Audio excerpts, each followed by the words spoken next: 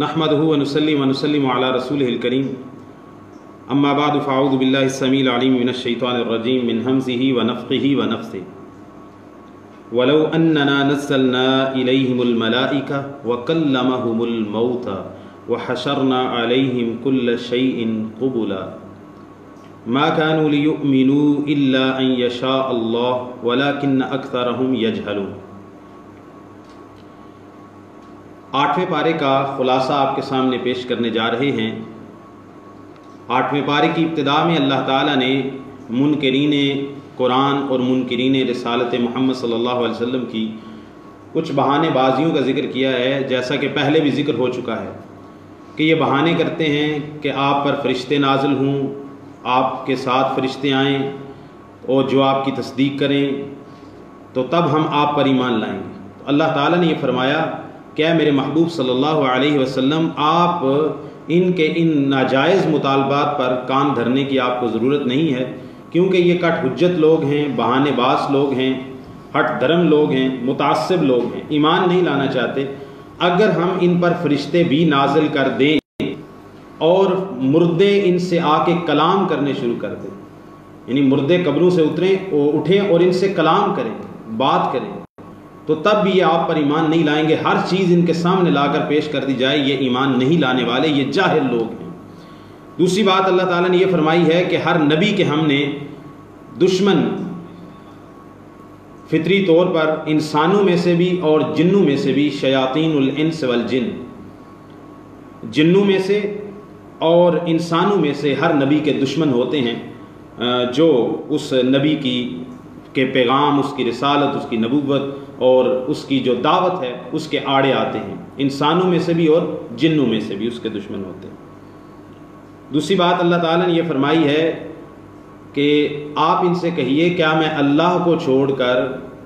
अल्लाह। दूसरी जगह पर अल्लाह ताला ने कुरान मजीद के अंदर फरमाया है कि अक्सर लोग जो हैं वो मुशरिक होते हैं। अक्सर लोग अल्लाह के बंदों में से बहुत थोड़े हैं जो शुक्रगुजार होते हैं। सैयदना आदम अलैहिस्सलाम से लेके आज तक की तारीख में हम पाते हैं कि ईमान वाले, सहीहुल अकीदा, सहीहुल ईमान लोग हमेशा कम होते हैं। तो किल्लत व कसरत हक़ का मेयार नहीं होती, बल्कि हक़ का मेयार यह है कि किसके पास सही बात है। तो यही बात अल्लाह ताला ने फरमाई है कि आप अक्सरियत के पीछे न चलें। अगर आप अक्सरियत की बात मानेंगे तो वो आपको सीधे रास्ते से भटका देंगे। फिर अल्लाह ताला ने ज़बीहे का तज़किरा किया है कि वमा लकुम अल्ला ताकुलू मिम्मा ज़ुकिरा स्मुल्लाहि अलैहि, तुम्हें क्या है कि जिस पर अल्लाह का नाम जिक्र किया जाए ज़बह के वक्त, बिस्मिल्लाह अल्लाहु अकबर पढ़ के जिसको ज़बह किया जाए उसको ना खाओ आप, तो आपको उसे खाना चाहिए, सिवाय उसके जिसको अल्लाह ने हराम कर दिया है। यानी एक चीज़ असलन ही हराम है, जैसे खिंजीर है, अब उस पर अल्लाह का नाम जिक्र भी किया जाएगा तो वो हलाल नहीं हो सकता, क्योंकि वो असलन ही हराम है। और फरमाया वला ताकुलू मिम्मा लम युज़कर इस्मुल्लाहि अलैहि, जिस पर अल्लाह का नाम ज़बह के वक़्त नहीं लिया गया, अगरचे वो हकीकतन असलन हलाल है, जैसे बकरी है, गाय है, वो हकीकत के अंदर हलाल है, लेकिन ज़बह के वक़्त अगर अल्लाह का नाम जिक्र नहीं किया गया, अल्लाह का नाम जिक्र करके ज़बह नहीं किया गया, तो वो जानवर हराम हो जाएगा, हलाल नहीं होगा। फिर अल्लाह ताला ने ये बात फरमाई है कि जितनी भी उम्मतें गुजरी हैं, जितने भी मुआशरे गुजरे हैं, जितनी भी तहज़ीबें गुजरी हैं, उनके ज़्यादा फासिक फाजिर लोग उनके लीडर, सरदार और बड़े लोग होते हैं, क्योंकि उनके पास माल, दौलत, ताकत, कुव्वत और अपने ख़ानदान, सियासी इस तरह का मजबूत पस मंज़र होता है, जिसकी वजह से वो तकब्बुर में आ जाते हैं। तो जितनी भी कौमें और उम्मतें गुजरी हैं, और नबी करीम सल्लल्लाहु अलैहि वसल्लम के साथ भी जो लोग आप सल्लल्लाहु अलैहि वसल्लम के बड़े दुश्मन थे, मुआनिदीन थे, वो यकीनन बड़े सरदार लोग थे। और हदीस हिरक़ल को अगर आप पढ़ें, जो अबू सुफियान से उसने 10 सवाल किए थे, तो उसने कहा था कि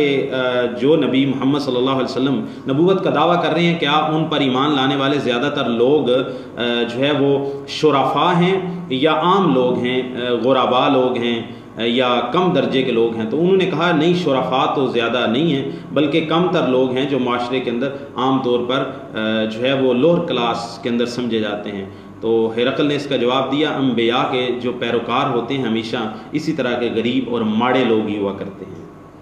फिर अल्लाह ताला ने फरमाया है फमन युरिदिल्लाहु अन यहदियहु, जिसको अल्लाह हिदायत देना चाहता है, यशरह सदरहु लिल इस्लाम, अल्लाह ताला उसका सीना इस्लाम के लिए खोल देते हैं, इस्लाम की उसको समझ दे देते हैं। और जिसको अल्लाह ताला गुमराह करना चाहते हैं उसके सीने को अल्लाह तंग कर देते हैं और उसका सीना तंग हो जाता है اور آگے یہ فرمایا وَهَذَا صِرَاطُ رَبِّكَ مُسْتَقِيمًا، یہ آپ کے رب کا سیدھا راستہ ہے، لہٰذا آپ اسی پر چلیے۔ اللہ تعالیٰ نے یہ بات فرمائی ہے کہ تم کوئی بھی امت ہے، کوئی بھی معاشرہ ہے،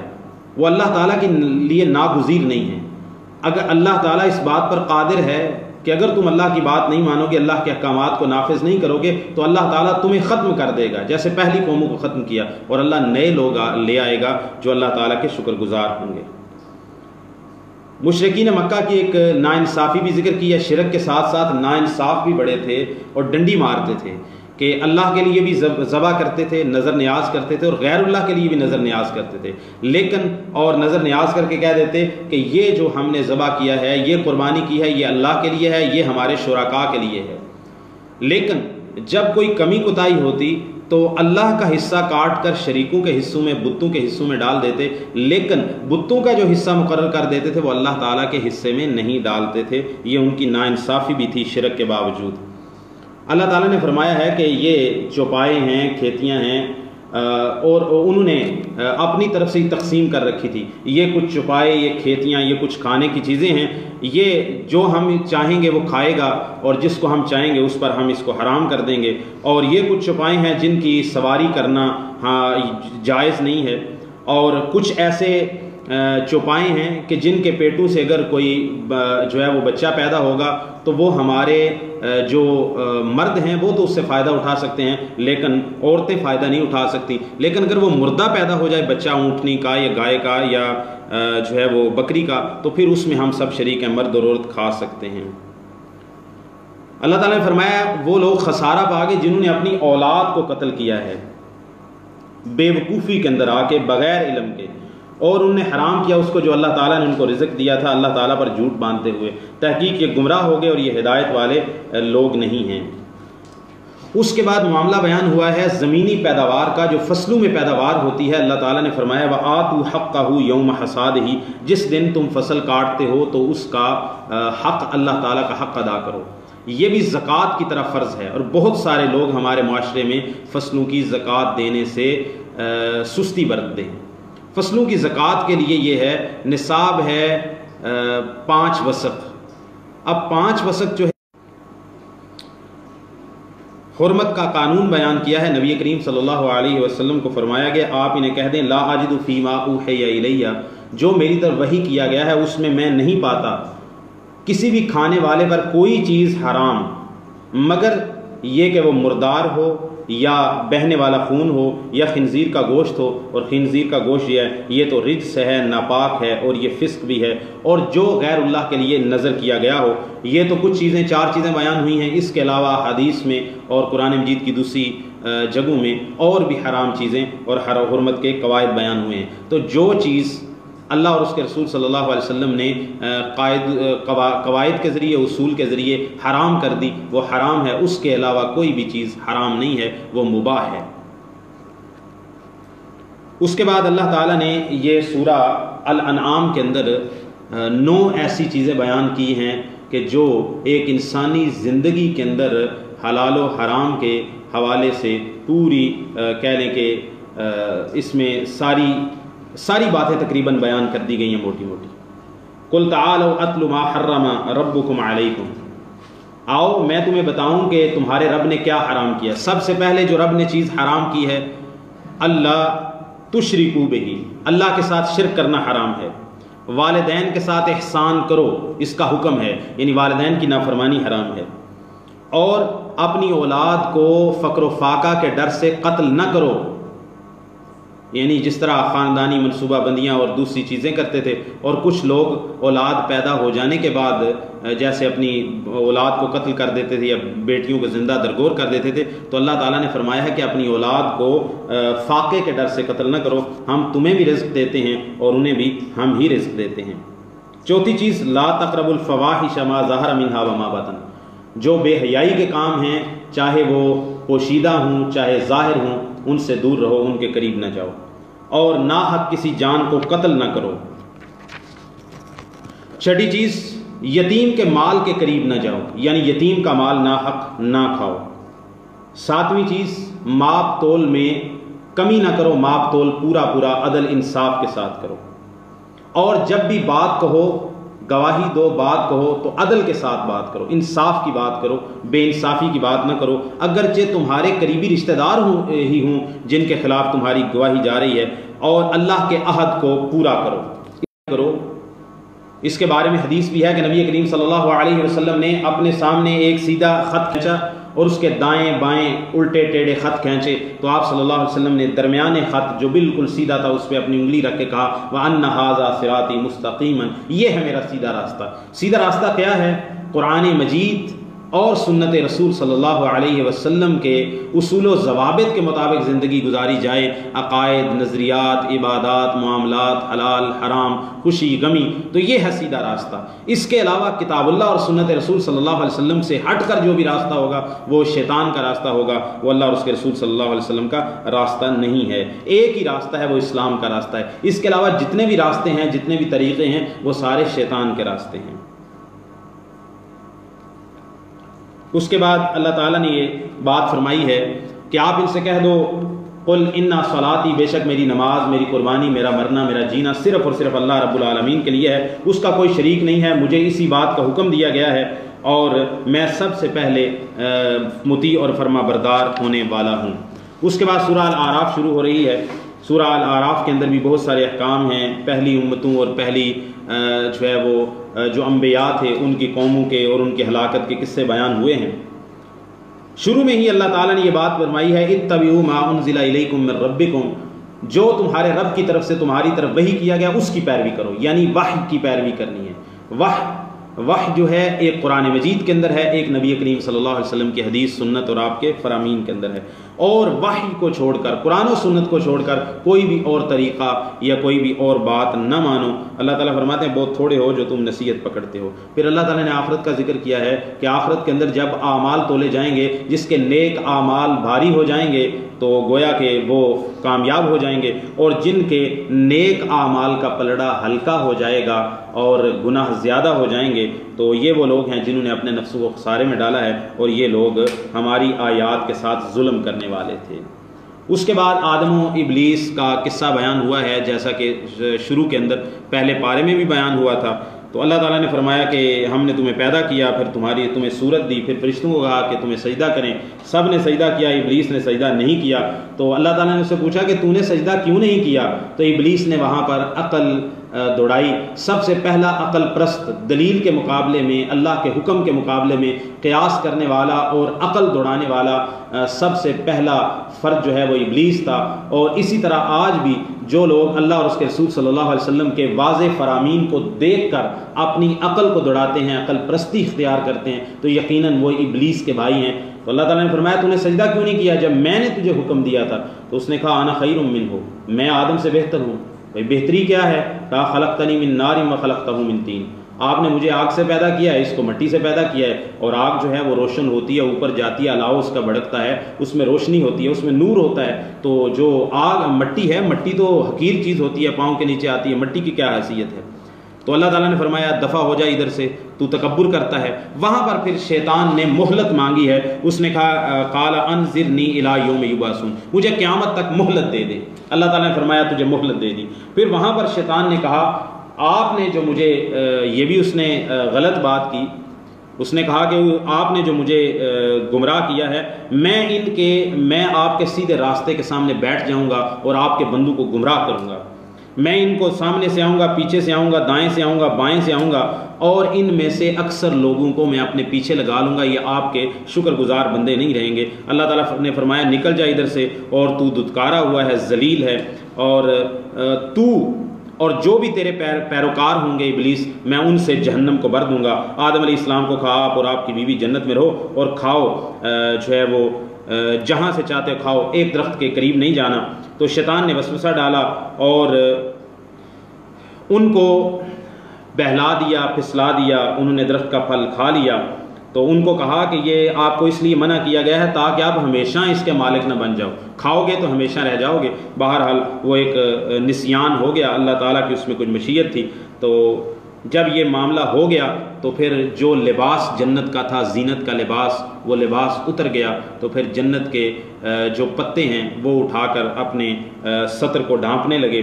پھر اللہ تعالیٰ نے آدم علیہ السلام کو زمین پر اتار دیا، پھر اس کے بعد ان کی توبہ قبول ہوئی ہے۔ توبہ کے اندر کیا پڑھا آدم علیہ السلام نے؟ یہ دعا یہاں پر بیان ہوئی ہے، ربنا ظلمنا انفسنا، اے ہمارے رب ہم نے اپنی جانوں پہ ظلم کر لیا، اگر آپ نے ہمیں نہ بخشا اور آپ نے ہم پر رحمت نہ کی تو ہم خسارہ اٹھانے والوں میں سے ہو جائیں گے۔ تو یہ دعا کی تو اس کے بعد اللہ تعالیٰ نے زمین پر اتار دیا اور توبہ قبول کر لی، اور پھر زمین کو ہمیشہ کے لیے ٹھکانہ بنا دیا۔ ساتھ یہ بات بھی بتائی کہ اور یعنی یہ شیطانی عمل ہے۔ اللہ تعالیٰ فرماتے ہیں جو شیطان ہے وہ چاہتا ہے کہ جیسے اس نے تمہارے ماں باپ کے لباس اتروائے تھے جنت میں، تمہارے بھی لباس اتروا دینا چاہتا ہے۔ آج ہم اپنے معاشرے کے اندر جتنی بے حیائی اور فحاشی اور اریانی یا نیم اریانی دیکھ رہے ہیں، یہ یقیناً شیطانی عمل ہے۔ اور سورہ توبہ کے اندر اللہ تعالیٰ نے فرمایا ہے، سورہ نور کے اندر، کہ وہ لوگ جو مسلمانوں میں بے حیائی پھیلانا چاہتے ہیں ان کے لیے دنیا کے اندر رسوائی ہے اور آخرت کے اندر دردناک عذاب ہے۔ اللہ تعالیٰ نے فرمایا ہے کہ آپ کہہ دیجئے میرے رب نے ظاہری اور باطنی ہر طرح کی جو بے حیائی ہے، گناہ ہے اور بغاوت ہے، اس کو اللہ تعالیٰ نے حرام کیا ہے، شرک کو اللہ نے حرام کیا ہے، اور جس کی اللہ تعالیٰ نے کوئی دلیل نہیں اتاری ہے۔ ہر امت کی اللہ تعالیٰ نے، ہر امت کا ایک اللہ تعالیٰ نے وقت مقرر رکھا ہے۔ جب اس کے وقت مقرر آ جاتا ہے، اس نے تباہ ہونا ہے، یہ مرنا ہے، یہ دنیا سے جانا ہے، اور نئی امت نے آنا ہے، تو وہ ایک لمحے بھر کے لیے بھی اس سے مؤخر نہیں ہو سکتے۔ اس کے بعد سورہ الاعراف ہے چونکہ، تو سورہ الاعراف میں اعراف کا تذکرہ ہے۔ اعراف جنت اور جہنم کے درمیان ایک جگہ ہے۔ وہ لوگ، مفسرین کے اقوال سے یہ بات معلوم ہوتی ہے اور قرآن مجید کے سیاق سے بھی، کہ جن لوگوں کے نیک اور بد اعمال برابر ہو جائیں گے تو ان کو کچھ عرصہ جنت اور جہنم کے درمیان مقام اعراف پر رکھا جائے گا۔ تو یہ مقام اعراف پر ہی ہے۔ اللہ تعالیٰ نے فرمایا ہے کہ جنتیوں اور جہنمیوں کے درمیان ایک پردہ ہے، اور اعراف پر کچھ لوگ ہوں گے جو جنت میں لوگوں کو ان کے نشانات سے پہچان رہے ہوں گے، اور وہ پکاریں گے جنت والوں کو اور ان پر سلام کہیں گے ان کو۔ تو ابھی تک وہ جنت میں اعراف والے داخل نہیں ہوں گے، لیکن ان کو یہ لالچ اور طمع ہوگی کہ ہمیں جنت میں داخل کر دیا جائے گا۔ لیکن جب اعراف والوں کے چہرے جہنمیوں کی طرف پھیرے جائیں گے تو وہ اللہ سے دعا کریں گے، اللہ ہمیں ظالموں کے ساتھ اکٹھا نہ کرنا۔ اور اعراف والے لوگ جہنمیوں کی طرف جب منہ کریں گے تو جہنم کے اندر جن لوگوں کو پہچان رہے ہوں گے ان کے نشانیوں سے، ان کے علامات سے، تو ان کو کہیں گے کہاں گئے تمہارے مال، تمہاری عزت، جاہ و جلال، آج تو تمہارے کچھ کام نہیں آئی اور تم جہنم کے اندر جل رہے ہو۔ یہی ہیں وہ لوگ جن کے بارے میں تم قسمیں اٹھاتے تھے، جنت والوں کی طرف اشارہ کر کے کہیں گے اے جہنمیوں، یہی ہیں وہ لوگ جن کے بارے میں تم قسمیں اٹھاتے تھے کہ ان کو اللہ کی رحمت نہیں ملے گی۔ تو اللہ تعالیٰ فرمائیں گے تم جنت میں داخل ہو جاؤ۔ تمہارے اوپر جنتیوں کی طرف جب متوجہ ہوں گے تو ان کو کہیں گے، نہیں، یہ ونادا اصحاب النار اصحاب الجنت، یہ جہنمی لوگ جنتیوں کو مخاطب کر کے کہیں گے ان افیدوا علینا من الماء، کیونکہ وہاں پر آگ ہوگی، وہاں پر گرمی کی شدت ہوگی، پیاس ہوگی، تو ان کو کہیں گے جنتیوں کو ہمارے اوپر پانی پھینکو اور جو اللہ نے تمہیں دیا ہے وہ ہمیں بھی دو۔ تو وہ آگے سے جنتی کہیں گے ان اللہ حرمہما علی الکافرین، پانی بھی جنت کا اور جنت کی نعمتیں بھی اللہ تعالیٰ نے کافروں پر حرام کر دی ہیں۔ اس کے بعد آگے تذکرہ آ جاتا ہے انبیاء کا، جیسا کہ سورہ اعراف میں سیدنا نوح علیہ السلام پہلے رسول تھے، صحیح بخاری میں حدیث ہے، اللہ تعالیٰ فرماتے ہیں ہم نے نوح علیہ السلام کو ان کی قوم کی طرف بھیجا تو ان کی پہلی دعوت یہ تھی فقال یا قوم اعبدوا اللہ ما لکم من الہ غیرہ، اے میری قوم کے لوگوں ایک اللہ کی عبادت کرو، اللہ کے علاوہ تمہارا کوئی معبود برحق نہیں۔ اور تمام انبیاء کی پہلی دعوت یہی تھی۔ لیکن جو اکابر تھے نوح علیہ السلام کی قوم کے اور بڑے سردار، انہوں نے اس بات کا انکار کیا، ٹھٹا کیا، اور ساری باتیں جو ہے وہ سلسلہ چلتا گیا۔ 950 سال ان کی رسالت چلی ہے، ان کی دعوت چلی ہے، یہاں تک کہ پھر اللہ تعالیٰ نے ان کو کشتی اور بحری بیڑا بنانے کا حکم دیا۔ پھر جب طوفان آ گیا اور پانی زمین سے نکلا، آسمان سے پانی برسا، تو اللہ تعالیٰ نے نوح علیہ السلام اور ان کے ساتھیوں کو بچا لیا، اور باقی جو کافر تھے اللہ تعالیٰ نے ان کو غرق کر دیا۔ قوم عاد کی طرف ہود علیہ السلام کو بھیجا، یہ دوسری قوم ہے، دوسری امت ہے ترتیب کے اعتبار سے جو آباد ہوئی ہے۔ قوم نوح کے تباہ ہو جانے کے بعد، تو انہوں نے ہود علیہ السلام نے بھی اللہ تعالیٰ کی طرف سے آتے ہوئے پہلی بات یہی کی، یا قوم اعبدوا اللہ ما لکم من الہ غیرہ، اے میری قوم کے لوگوں ایک اللہ کی بات کرو، اس کے علاوہ تمہارا کوئی معبود برحق نہیں ہے، اللہ سے ڈر جاؤ۔ تو اس کے بھی قوم عاد کے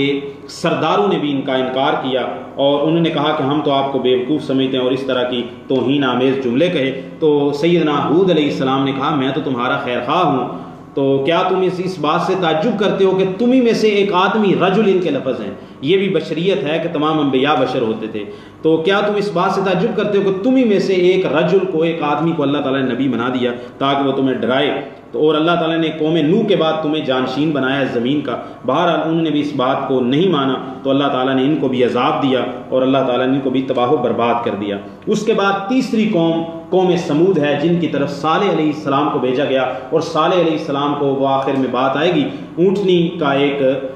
جو ہے وہ معجزہ دیا گیا اور ان کے مطالبے پر دیا گیا، اور جو گھاٹ تھا پانی پینے کا، ایک دن اونٹنی پانی پیتی تھی، ایک دن قوم پانی پیتی تھی، اور